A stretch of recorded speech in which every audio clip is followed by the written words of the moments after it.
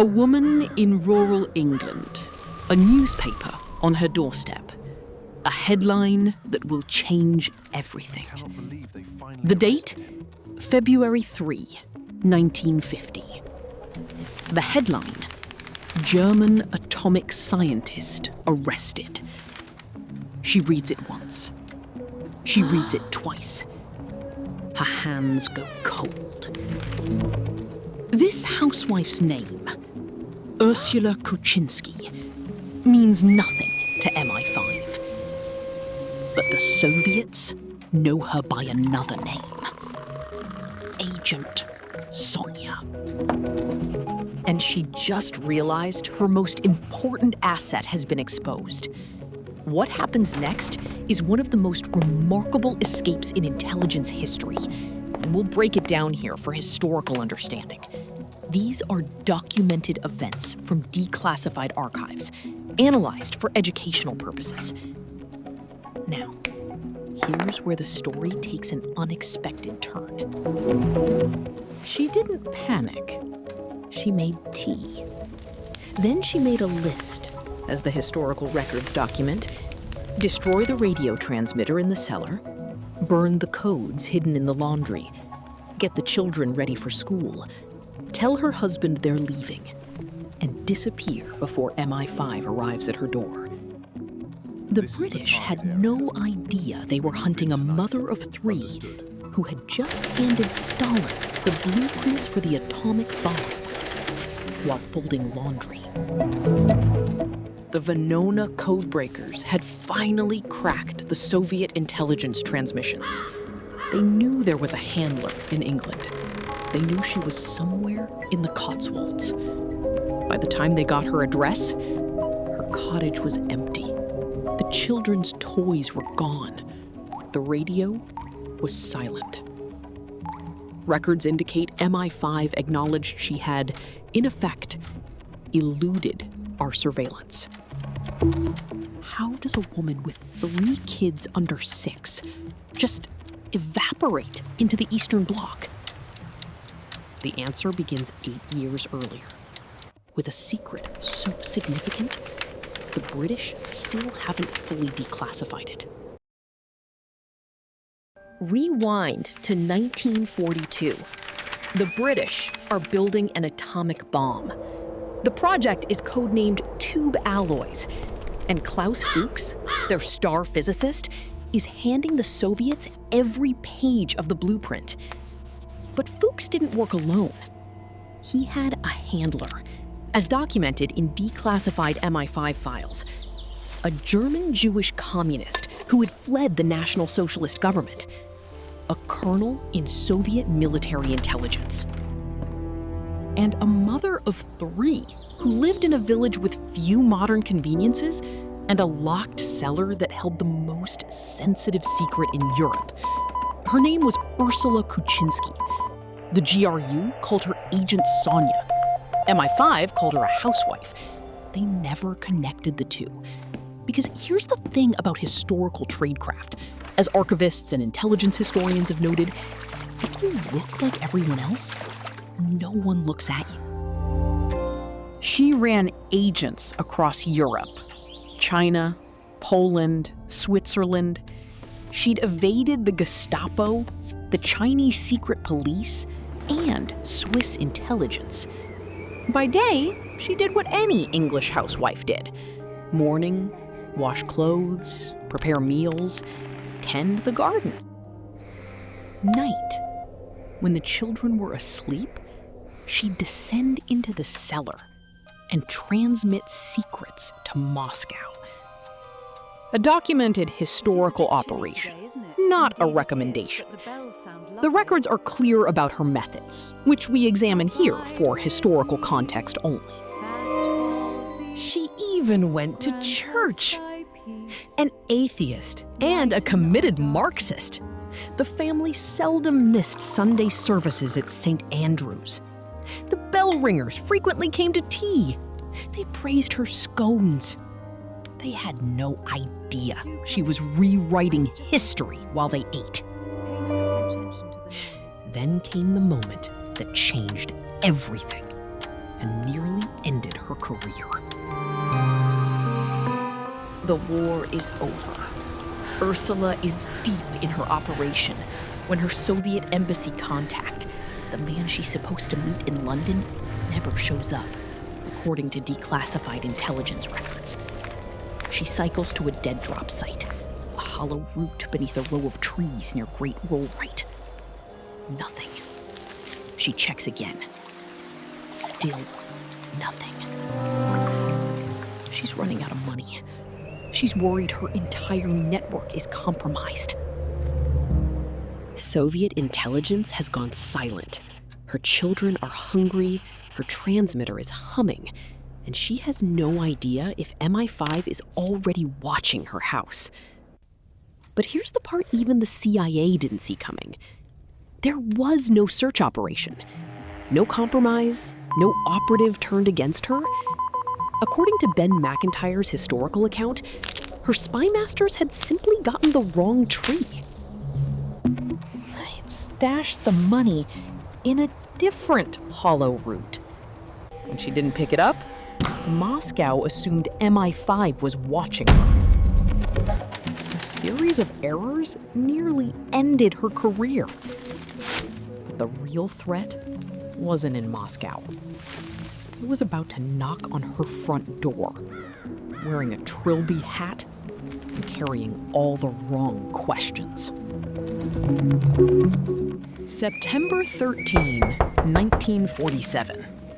A knock at the door. Ursula opens it wearing an apron. Standing on her doorstep, Jim Skardon, MI5's finest interrogator, according to historical accounts. He's dressed in a gray Macintosh and a trilby. He looks like he just stepped out of central casting. His opening move? He states, and I quote from declassified records, "You were a Russian agent for a long time. We know that you haven't been active in England, and we haven't come to detain you." Ursula had to stop herself from laughing. This is the woman who evaded the Gestapo. She once escaped the Chinese secret police by walking out the front door while they were searching the back. And this guy in his fancy hat thinks he can crack her with that? Here's the twist revealed in declassified MI5 files. They'd already told the Americans she was above suspicion. Why? Because she appeared to devote her time to her children and domestic affairs. Historians have noted MI5 had a significant institutional blind spot regarding female operatives. The archival record shows a security service memo noting they were investigating, but it couldn't be Ursula because she had 3 children and baked good cakes. They were looking for a man in a trench coat. She was wearing an apron. Skardon left, concluding the family were communists, but reasonably satisfied they weren't engaged in espionage. She'd bought herself time, but she knew the clock was ticking. And when it ran out, there'd be no talking her way out. February 3, 1950. The newspaper on her doorstep. Klaus Fuchs has been identified and detained. American codebreakers had deciphered wartime Soviet intelligence traffic as part of the Venona project. MI5 now knew there was a handler in England, and they were closing in on the house at the Firs. Ursula had less than 48 hours to relocate, according to declassified archival records. She made tea. Then she made a list. First, destroy everything. The radio transmitter, the codes, the microfilm in the garden. These were the documented steps of a historical intelligence operation, not instructions for any viewer. Second, get the children ready for school. Wake up, sweetheart. Third, tell her husband Len they were leaving. Fourth, get out of England before MI5 arrived. The escape plan was written on a scrap of paper tucked into her coat pocket while she was scrambling eggs for the children. Historical accounts describe the careful preparation involved. Again, examined here for educational purposes. The first hurdle was cash. Ursula had almost none. She and Len sold what they could. A sewing machine, a few books, a bicycle. By Saturday afternoon, they had enough for tickets to London. The journey was a nightmare. 3 children under 6, piles of luggage, no guarantee MI5 wasn't already watching the station. She did what any intelligence officer would do. She became invisible, mingling with families, exchanging pleasantries with strangers. The best cover was a tired mother with crying kids. MI5 was scrambling. The archival record shows they had a name, but not a face. The morning of February 5, 1950, they finally got confirmation and sent a team to detain her. The cottage at the Firs was empty. The children's toys were gone. The radio was silent. She had fled just hours before they arrived. So how does a mother with 3 kids just disappear into the Eastern Bloc? The answer is almost too cinematic to believe. The escape route was circuitous, via Poland and Czechoslovakia, as documented in historical intelligence records. A cargo ship to East Germany. Cramped quarters, poor food. Her youngest child, Jan, burning with fever. But she never stopped being Agent Sonya. Documents hidden, story straight, children quiet. All standard tradecraft of the era. Historical techniques we examine for academic understanding. Remember everything that I told you. The final leg was a midnight crossing from Czechoslovakia into East Germany. Freezing cold. Border guards smoking and laughing under a dim lamp. Ursula walked past them in the darkness with 3 kids in tow. They didn't even look up. She was home. But home was now a Soviet satellite state. She'd made it. But at what cost? Once in East Germany, GRU intelligence welcomed her with official honors. She was a colonel, after all. But the British didn't forget. On February 14, 1951, a British judge formally revoked her citizenship and issued a warrant for her detention. Her name was published in English newspapers alongside Klaus Fuchs. But she was beyond their reach. MI5 never encountered her again. So what does a master intelligence officer do after the game is over? Memos from the Stasi archives suggest a notable truth. Agent Sonya never fully retired.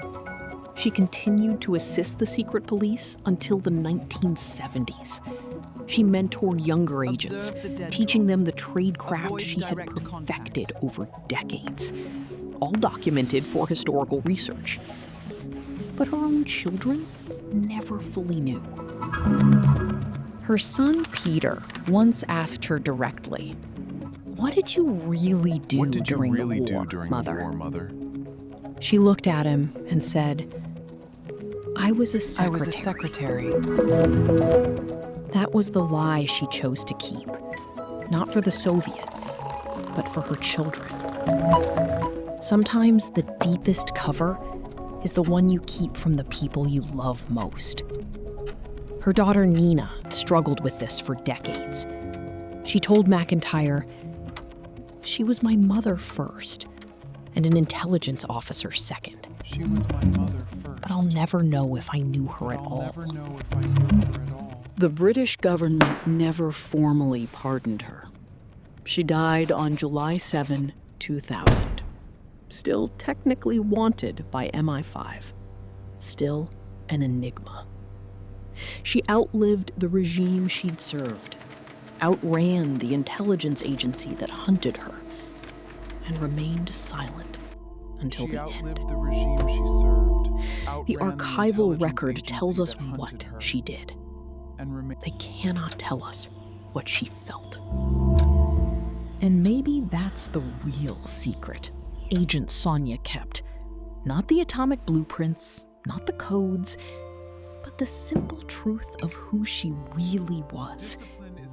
The mother, the intelligence officer, the operative who folded laundry while the world burned. One last thing. Her story raises a question that still haunts intelligence agencies today. How many other housewives are out there right